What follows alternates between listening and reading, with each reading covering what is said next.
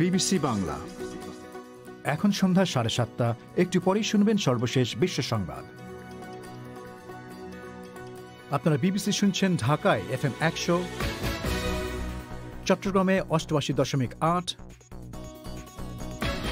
কুমিল্লায় 103.6। আপনারা যেখানে আছেন, বিবিসি আপনার সাথেই আছে।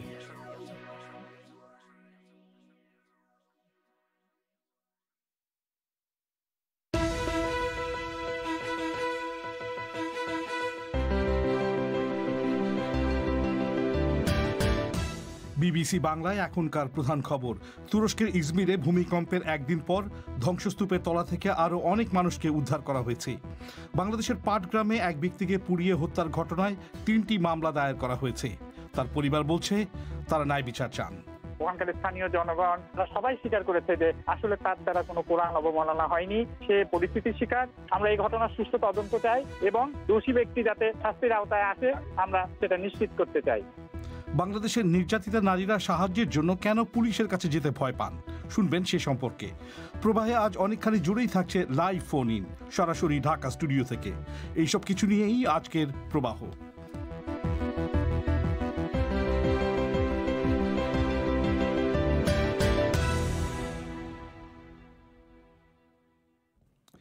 আপনারা শুনছেন বিবিসি বাংলার সন্ধেবেলার আয়োজন প্রবাহ। শর্টওয়েভ ছাড়াও এই অনুষ্ঠান প্রচারিত হচ্ছে FM তরঙ্গে, আর ইন্টারনেটে এই অনুষ্ঠান লাইভ প্রচারিত হচ্ছে bbcbangla.com ওয়েবসাইট থেকে। অনুষ্ঠানে আপনাদের স্বাগত জানাচ্ছি আমি মাসুদ হাসান খান।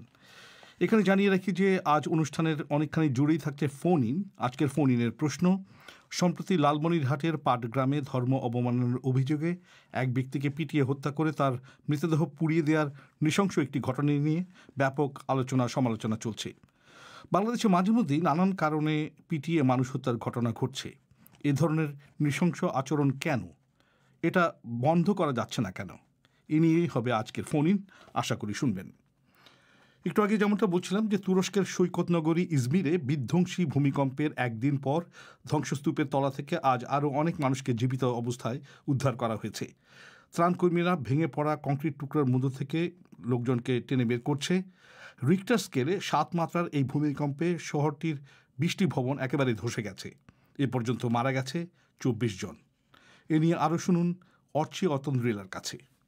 ইজমিরের মেয়র বলছেন, ধ্বংসস্তূপের তলায় আটকে পড়া মানুষদের উদ্ধার করতে জরুরি বিভাগের কর্মীরা সারা রাত ধরে কাজ করেছেন। এ পর্যন্ত 70 জনকে বের করা হয়েছে। ভূমিকম্পে আহত হয়েছেন শত শত মানুষ। এরই মধ্যে শহরে কয়েকশো বার ভূমিকম্প পরবর্তী মৃদু কম্পন হয়েছে, যার ফলে উদ্ধার তৎপরতা ঝুঁকির মুখে পড়েছে। প্রতিবেশী দেশ গ্রিসেও এই ভূমিকম্প আঘাত করেছে। সেখানে স্যামস দ্বীপের একটি দেয়াল ভেঙে পড়ে 2টি কিশোর প্রাণ হারিয়েছে। ভূমিকম্পের প্রভাবে ওই অঞ্চলের সাগর থেকে যে প্লাবন তৈরি হয় তাতে ওই দ্বীপের বন্দরগুলিতে জল ঢুকে পড়ে। বিবিসি সংবাদদাতা জানাচ্ছেন, ভূমিকম্পটি এতটাই শক্তিশালী ছিল যে তুরস্ক এবং গ্রিসের 2 রাজধানীতেই তা অনুভব করা গেছে। আর সম্ভবত এই ঘটনা শত্রুভাবাপন্ন 2 দেশের মধ্যে আলোচনার দুয়ার খুলে দিয়েছে। ভূমিকম্পের পর 2 দেশের সরকার প্রধান টেলিফোনে কথা বলে পরস্পরের প্রতি সমবেদনা জানিয়েছেন এবং সাহায্য করার প্রস্তাব দিয়েছেন। বাংলাদেশের উত্তরাঞ্চলীয় জেলা লালমনিরহাটের পাটগ্রামে শহীদুন্নবী জুয়েল নামে এক ব্যক্তিকে পিটিয়ে হত্যা এবং তারপর তার দেহ পুড়িয়ে ফেলার ঘটনায় 3টি মামলা দায়ের করা হয়েছে। এই মামলাগুলিতে হত্যাকাণ্ড, ভাঙচুর ও সরকারি কাজে বাধা দেওয়ার অভিযোগে 5 ব্যক্তির নাম উল্লেখ করা হয়েছে, আর সেই সঙ্গে শত শত অজ্ঞাতনামা ব্যক্তিকে আসামি করা হয়েছে। ঘটনার দিন নিহত ব্যক্তির বিরুদ্ধে কারা ধর্মীয় অবমাননার অভিযোগ এনেছিল এবং কারা তার হত্যাকাণ্ডে সম্পৃক্ত ছিল, গোয়েন্দা কর্মকর্তারা এখন সেটা খুঁজে বের করার চেষ্টা করছে। বিস্তারিত রয়েছে সঞ্জনা চৌধুরীর এই প্রতিবেদনে। লালমনিরহাটের পাটগ্রামে শহীদুন্নবী জুয়েল নামে এক ব্যক্তিকে পিটিয়ে হত্যার পর আগুনে পুড়িয়ে ফেলার ঘটনার 2 দিন পেরিয়ে গেলেও ওই এলাকায় এখনও থমথমে পরিস্থিতি বিরাজ করছে। এ ঘটনায় আজ 3টি পৃথক মামলা দায়ের করা হয়েছে। পরিবারের পক্ষ থেকে হত্যাকাণ্ড অভিযোগে, ইউনিয়ন পরিষদের পক্ষ থেকে ভাঙচুর, অগ্নিসংযোগ এবং পুলিশের পক্ষ থেকে সরকারি কাজে বাধা দেওয়ার অভিযোগে মামলা দায়ের করা হয়। জেলা পুলিশের এসপি আবিদা সুলতানা বলেছেন, ঘটনায় জড়িত সন্দেহে এরই মধ্যে 5 জনকে আটক করে জিজ্ঞাসাবাদ করা হচ্ছে। তবে তদন্তের স্বার্থে তাদের পরিচয় বলতে তিনি রাজি হননি। মামলায় অভিযুক্ত বাকিদের চিহ্নিত করে বিচারের আওতায় আনতে তদন্ত চলছে বলে জানান তিনি। সিসিটিভি ক্যামেরা এবং ভিডিও ফুটেজগুলো ওগুলো আমরা বিশ্লেষণ করে দেখছি কারা কারা ছিলেন ওই সময়, সেগুলো আমরা এখন যাচাই বাছাই করে তদন্তের মধ্যে নিয়ে এসেছি। আর 3টি মামলা দায়ের হয়েছে, অনেককে জিজ্ঞাসাবাদ করছি। তবে এখানে আমরা যাদেরকে শনাক্ত করতে পেরেছি প্রাথমিকভাবে এরকম কিছু নাম উল্লেখ করছি, এখন পর্যন্ত গ্রেপ্তার হয়েছে 5। তার সাথে অজ্ঞাত হাজার হাজার আসছে। মামলা যেহেতু দায়ের হয়েছে আমরা কোর্টে সুপর্দ করব। আমরা সিআইডি সহায়তা নিয়েছি, প্রযুক্তি সহায়তা নিচ্ছি, আলামত সংগ্রহের কাজ যেগুলো সেগুলো আমরা করেছি। তদন্ত কাজে এখন আমার জেলা পুলিশ লালমনিরহাট থেকে ডিবি টিম কাজ করছে এবং পাটগ্রাম থানার অফিসাররা কাজ করছে, বিজিবি, র্যাব তারাও টহল দিচ্ছে। ঘটনাস্থল থেকে প্রায় সম্পূর্ণ পুড়ে যাওয়া লাশটির যতটুকু উদ্ধার করা গেছে সেটি পরীক্ষা নিরীক্ষার জন্য রংপুর জেলা সদর হাসপাতালে পাঠানো হয়েছে বলে জানিয়েছে পুলিশ। আজকের মধ্যে নিহতের পরিবারের কাছে লাশ হস্তান্তরের কথা রয়েছে। লাশ বুঝে পেলে যথানিয়মে দাফন সম্পন্ন করার কথা জানিয়েছেন নিহতের ভাই তৌহিদুন নবী। এদিকে প্রিয়জনের এমন নৃশংস পরিণতি দেখে মানসিকভাবে বিপর্যস্ত হয়ে পড়েছে পুরো পরিবার। এত ধর্মভীরু মানুষের বিরুদ্ধে ধর্ম অবমাননার অভিযোগ সম্পূর্ণ ভিত্তিহীন উল্লেখ করে জড়িতদের দ্রুত বিচারের আওতায় আনার দাবি জানান মিস্টার তৌহিদুন নবী। ওখানকার স্থানীয় জনগণ তারা সবাই স্বীকার করেছে যে আসলে তার দ্বারা কোনো কোরআন অবমাননা হয়নি, সে পরিস্থিতির শিকার। আমরা এই ঘটনার সুষ্ঠু তদন্ত চাই এবং দোষী ব্যক্তি যাতে শাস্তির আওতায় আসে আমরা সেটা নিশ্চিত করতে চাই। আমাদেরকে বলা হয়েছে পুলিশ প্রশাসনের পক্ষ থেকে যে লাশের অবশিষ্ট যেটুকু আছে সেটা রংপুর মেডিকেলে ফরেনসিক পরীক্ষা এবং ডিএনএ টেস্টের জন্য তারা পাঠাবে। সেখানকার কাজ সম্পন্ন করে পরবর্তীতে তারা আমাদেরকে লাশ কখন দেবে সে বিষয়টি জানাবে। যেহেতু লাশ নেই সেই জন্য আমরা একটা গায়েবানা জানাজার ব্যবস্থা করছি। আসরের পরে একটা সময় দিয়েছে স্থানীয় লোকজনদের জন্য। গত বৃহস্পতিবার বিকেলে নিহত শহীদুন নবী জুয়েল ও তার এক বন্ধু পাটগ্রাম উপজেলার বুড়িমারি কেন্দ্রীয় জামে মসজিদে গেলে তাদের সঙ্গে স্থানীয়দের কথা কাটাকাটি হয়। এক পর্যায়ে মুসল্লিরা তাদের বিরুদ্ধে ধর্ম অবমাননার অভিযোগ এনে মারধর শুরু করে।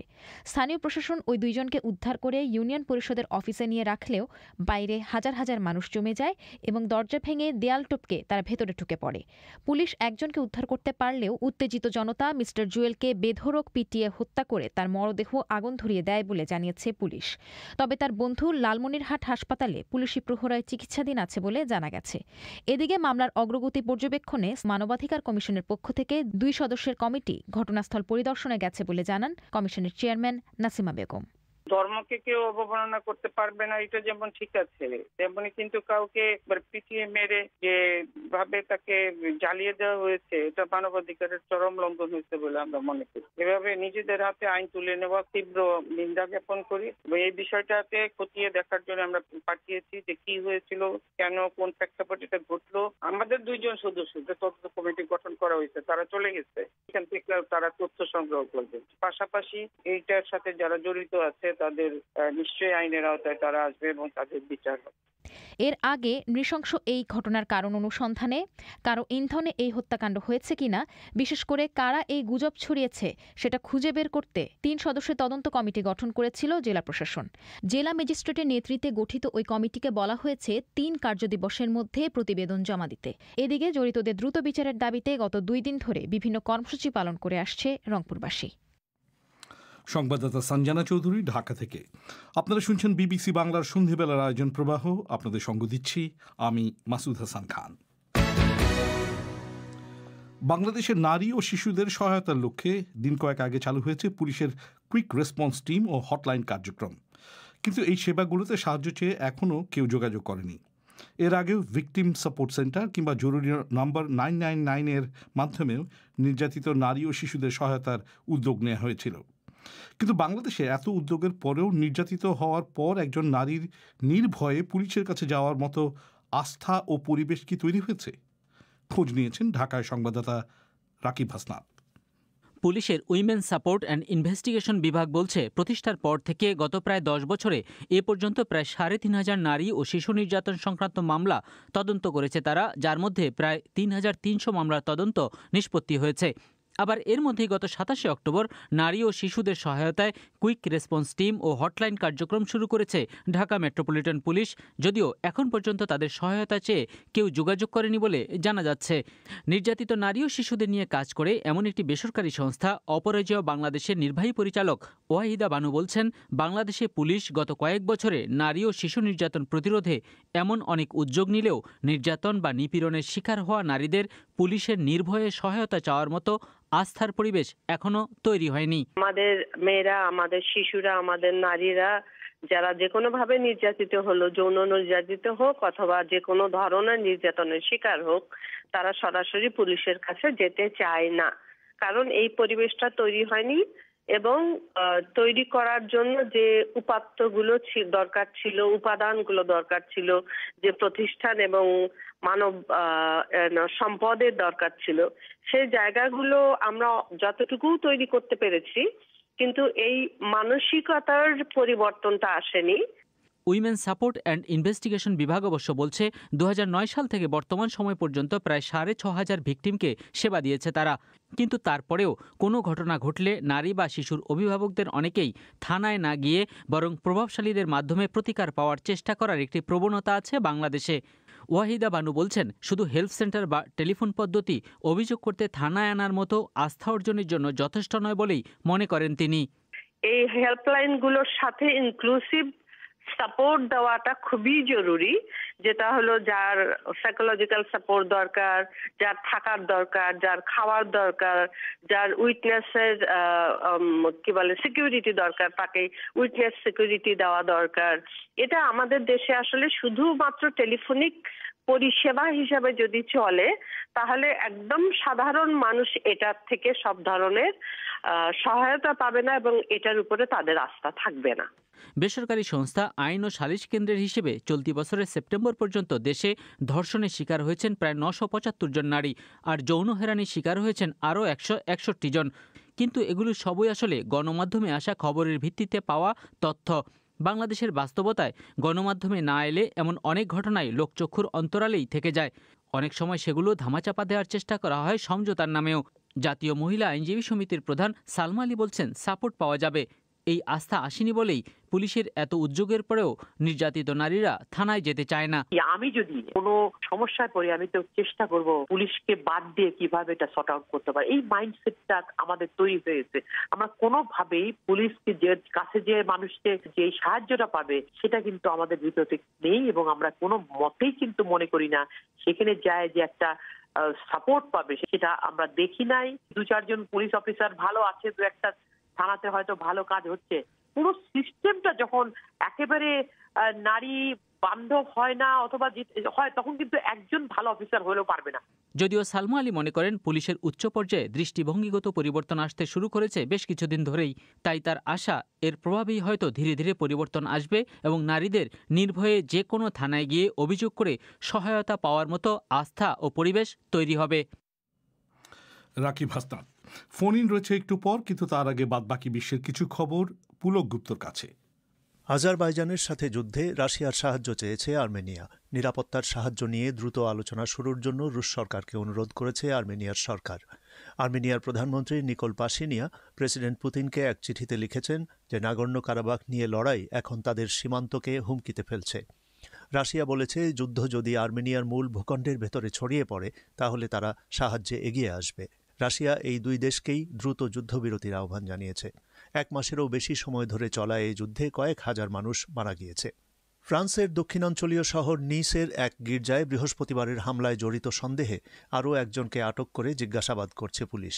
হামলাকারী 21 বছরের তিউনিসিয়ান যুবক ছাড়াও এ পর্যন্ত 3 জনকে আটক করা হয়েছে। গির্জায় ওই হামলায় 3 জন মারা যায়। ফরাসি সরকার ওই হামলাকে কট্টর ইসলামী সন্ত্রাস বলে বিবেচনা করছে। করোনা ভাইরাস সংক্রমণের কারণে আগামী সপ্তাহের গোড়া থেকে ইংল্যান্ড জুড়ে 1 মাসের লকডাউন আরোপের পরিকল্পনা করছে ব্রিটেনের সরকার। প্রথম দফা সংক্রমণের সময়ের চেয়ে মৃত্যুর সংখ্যা বাড়তে পারে বলে এক গোপন গবেষণা রিপোর্ট হাতে পাওয়ার পর সরকারের মধ্যে এই চিন্তা ঢুকেছে। সরকারের বিজ্ঞানীরা মনে করছেন যে আশঙ্কার চেয়েও দ্রুত হারে এখন সংক্রমণ বাড়ছে। পুরো ইউরোপ জুড়ে সংক্রমণ বাড়ার পরিপ্রেক্ষিতে একের পর এক দেশ নতুন করে বিধিনিষেধ আরোপ করছে। ফ্রান্সে গতকাল থেকে 1 মাসের লকডাউন কার্যকর করা শুরু হয়েছে। বেলজিয়ামে 6 সপ্তাহের লকডাউন চলছে। স্পেনে রাতের বেলা কারফিউ জারি করা হচ্ছে। থাইল্যান্ডে সরকার বিরোধী আন্দোলনের 3 নেতা জামিন পাবার পরপরই পুলিশ নতুন করে গ্রেফতার করলে তাদেরকে হাসপাতালে নিতে হয়েছে। 10 দিন আগে আটক ওই 3 যুবক আদালত থেকে জামিন পেলেও পুলিশ তাদেরকে কারাগার থেকে সোজা থানায় নিয়ে যায়। পরে ওই 3 জনের একজনকে অচেতন অবস্থায় অ্যাম্বুলেন্সে তুলতে দেখা গেছে। স্থানীয় মিডিয়া বলছে তার গলা টিপে ধরা হয়েছিল। বাকি 2 জনের শরীরেও জখমের চিহ্ন দেখা গিয়েছে। আফগানিস্তানের প্রতিরক্ষা মন্ত্রণালয় বলছে হেলমান্দ প্রদেশে এক বিমান হামলায় তালেবানের একজন ঊর্ধ্বতন কমান্ডার নিহত হয়েছেন। নওয়া জেলায় চালানো ওই হামলায় তালেবানের প্রাদেশিক সামরিক কমিশনের উপপ্রধান মোল্লা আমানুল্লাহ তার ৮ জন সহযোগী যোদ্ধা সহ নিহত হন। তিনি তালেবানের প্রতিষ্ঠাতা মোল্লা ওমরের একজন আত্মীয় ছিলেন। হামলার সময় বিপুল পরিমাণ অস্ত্র এবং গোলাবারুদ ধ্বংস হয়েছে। তালেবানের পক্ষ থেকে এ ব্যাপারে কোনো মন্তব্য করা হয়নি। অস্কারজয়ী ব্রিটিশ অভিনেতা শন কনরি, যিনি জেমস বন্ড চরিত্রে অভিনয়ের জন্য বিখ্যাত হয়েছিলেন, তিনি আজ ৯০ বছর বয়সে মারা গেছেন। ১৯৬০-এর দশকে 007 ছবিগুলোতে অভিনয়ের জন্য তিনি সারা বিশ্বে তারকা খ্যাতি পেয়েছিলেন। পুলক গুপ্ত। এবারে আজকের ফোন ইন বিবিসির ঢাকা স্টুডিও থেকে এই ফোন ইনটি পরিবেশন করছেন রাকিব হাসনাত। রাকিব। ধন্যবাদ মাসুদ। বিবিসি বাংলার আজকের ফোন ইন শুরুতেই জানিয়ে দিচ্ছি বিষয়বস্তু। সম্প্রতি লালমনিরহাটের পাটগ্রামে ধর্ম অবমাননার অভিযোগে একজনকে পিটিয়ে হত্যা করে তার মৃতদেহ পুড়িয়ে দেওয়ার নৃশংস একটি ঘটনা নিয়ে ব্যাপক আলোচনা সমালোচনা চলছে। বাংলাদেশে মাঝে মধ্যেই নানা কারণে পিটিয়ে মানুষ হত্যার ঘটনা ঘটছে। এ ধরনের নৃশংস আচরণ কেন, এটা বন্ধ কেন হচ্ছে না, এ নিয়ে শুরুতেই কথা বলবেন ঢাকা থেকে আনিকা আনা। হ্যালো, শুনতে পাচ্ছেন? জি বলুন।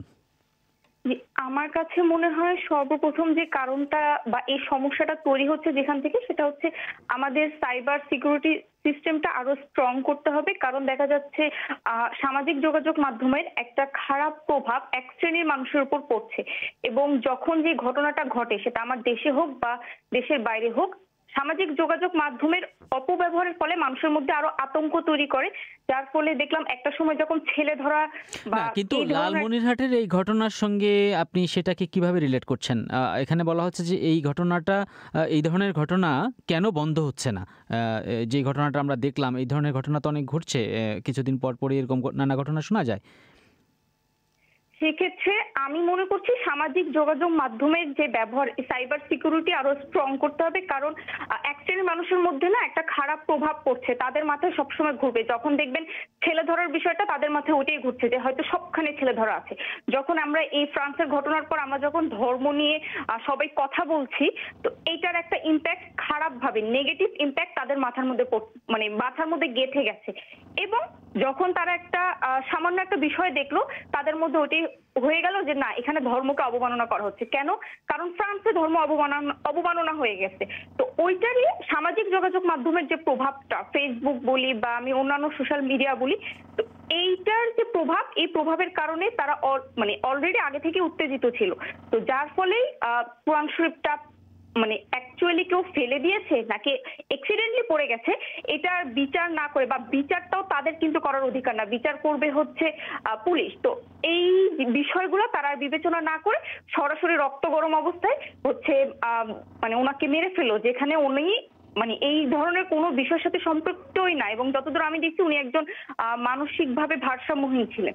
তো এই বিষয়টা সামাজিক যোগাযোগ মাধ্যমের অপব্যবহার বা আমাদের সাইবার সিকিউরিটি আরো স্ট্রং করা উচিত, তাহলে এক শ্রেণীর মানুষের উপর খারাপ যে ইম্প্যাক্টটা এটা কমে আসবে বলে আপনি মনে করছেন। আপনাকে অসংখ্য ধন্যবাদ আপনার মতামতের জন্য। এবার নওগাঁ থেকে ফিমা ফেরদৌস।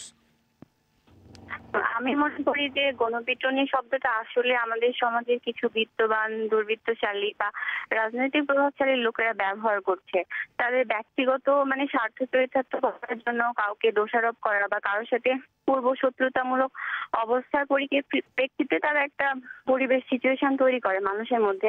যেহেতু বাংলাদেশের মানুষ ধর্ম বিষয়ে খুবই ইনোসেন্ট, তো এটাকে তারা প্রথমে ব্যবহার করে, তার উপরে হয়তো একটা অভিযোগ চাপাইয়ে দিল, তো তখন হুট করে আশপাশকার পরিবেশটা গরম হয়ে ওঠে, মানুষের মাথায় আসলে কাজ করে না, তখন এ ধরনের ঘটনা ঘটে আর কি। আপনাকে ধন্যবাদ আপনার মন্তব্যের জন্য। এবার রংপুর থেকে রাশেদুল হক। জি, আমি শুনতে পাচ্ছি। আমি প্রথমে শহীদুল নবী জুয়েল সম্পর্কে বলতে চাচ্ছি।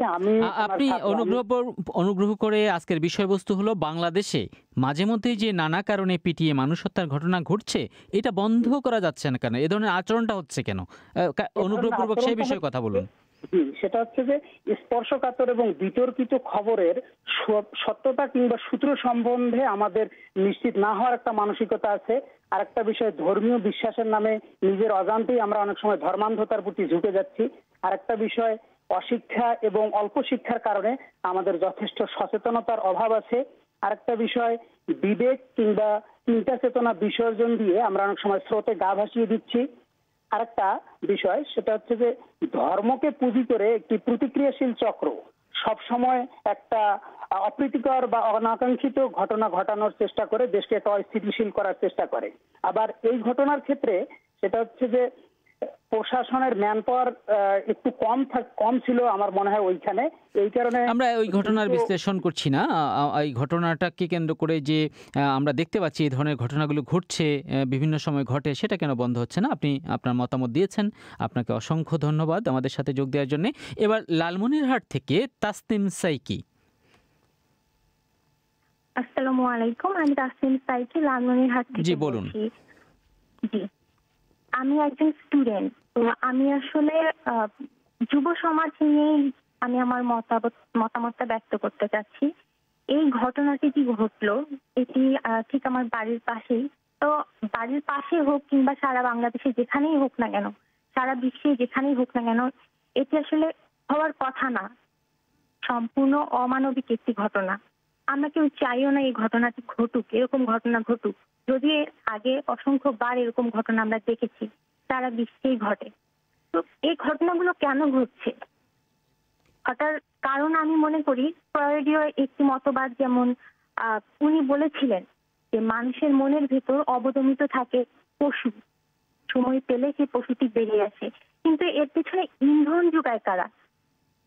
এই ধর্মান্ধতা মেনে চললে যদি আমরা সেটাকে নিয়ে পড়ে থাকি, চিল কান নিয়ে চলে গেছে সে চিন্তা করে যদি আমরা চিলের পেছনে ছুটি, বিশেষ করে যুব সমাজ, যদি এরকমটা ঘটতেই থাকে, তাহলে এরকম ঘটনা আরো কতবার কত অসংখ্যবার দেখতে হবে আমি জানি না। আপনাকে ধন্যবাদ আপনার মন্তব্যের জন্য।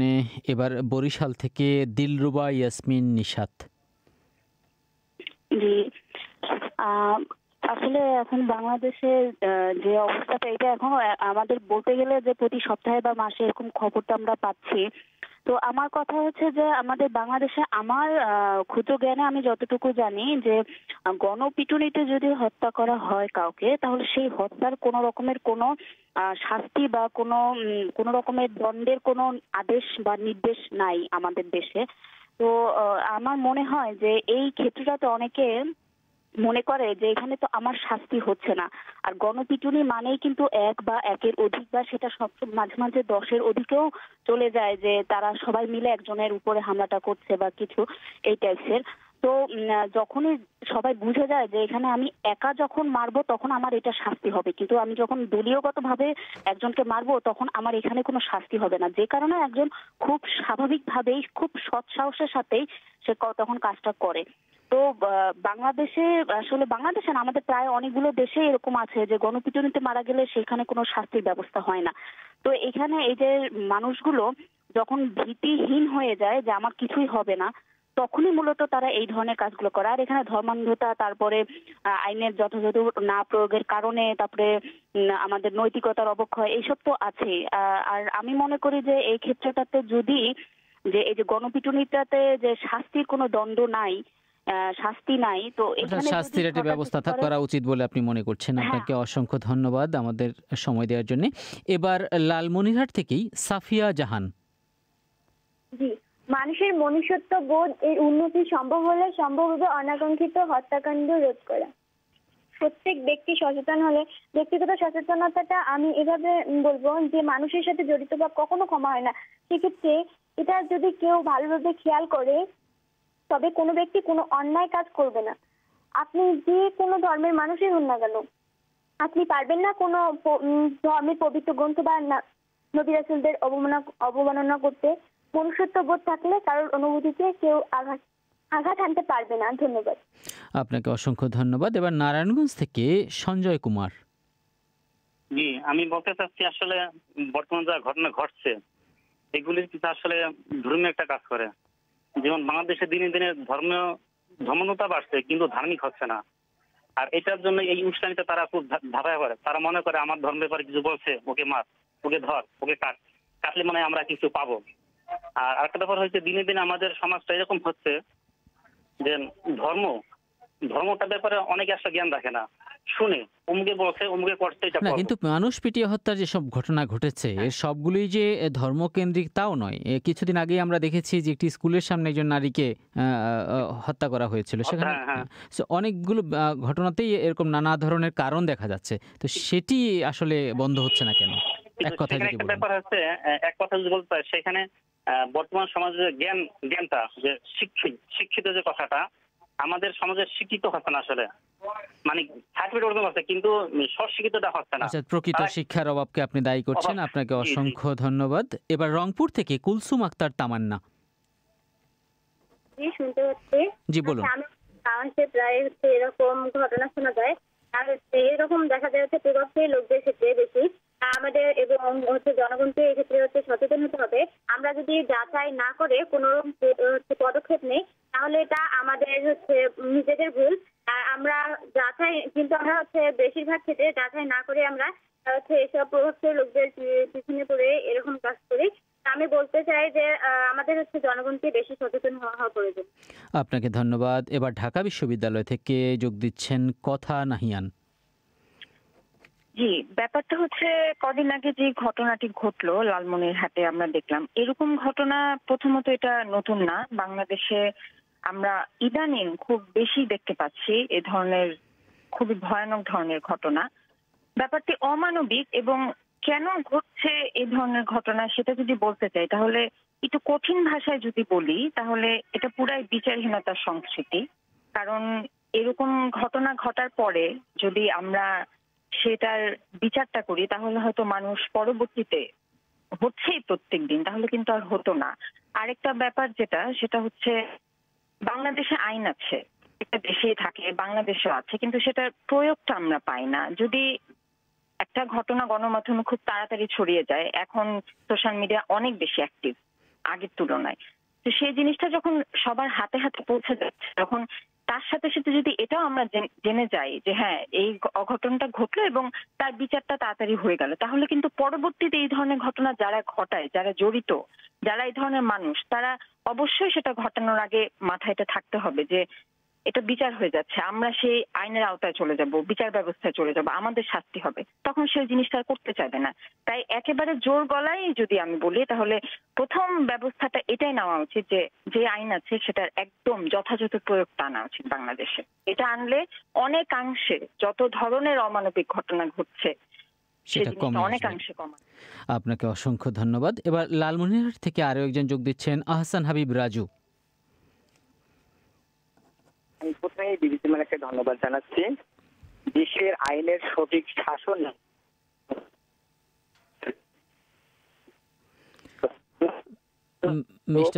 মিস্টার রাজু, আপনার সংযোগটি একদমই আমরা শুনতে পাচ্ছি না।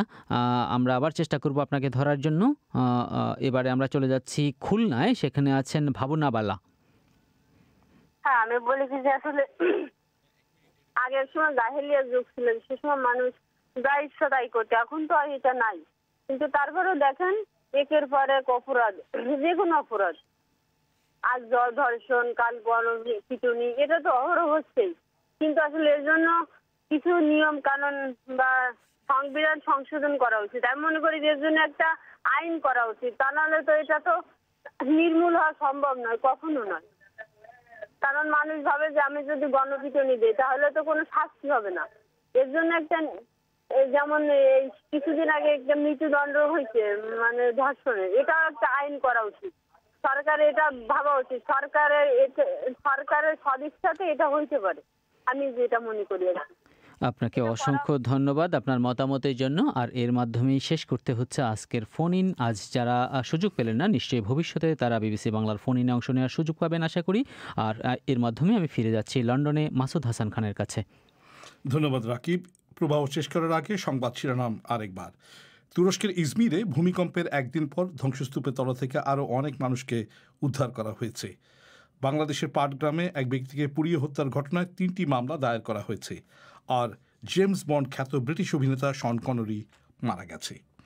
বিবিসি থেকে আমাদের পরবর্তী অনুষ্ঠান পরিক্রমায় খবরের পাশাপাশি থাকছে আমেরিকার সাধারণ নির্বাচন নিয়ে, প্রেসিডেন্ট নির্বাচন নিয়ে আলোচনা। আশা করি শুনবেন। বাংলাদেশের সময় রাত 10:30 আর ভারতে রাত 10টায়। সেই অধিবেশন শোনার আমন্ত্রণ জানিয়ে এখনকার মতো বিদায় নিচ্ছি আমি মাসুদ হাসান খান। ধন্যবাদ বাংলা আয়োজনে সঙ্গ দেওয়ার জন্য।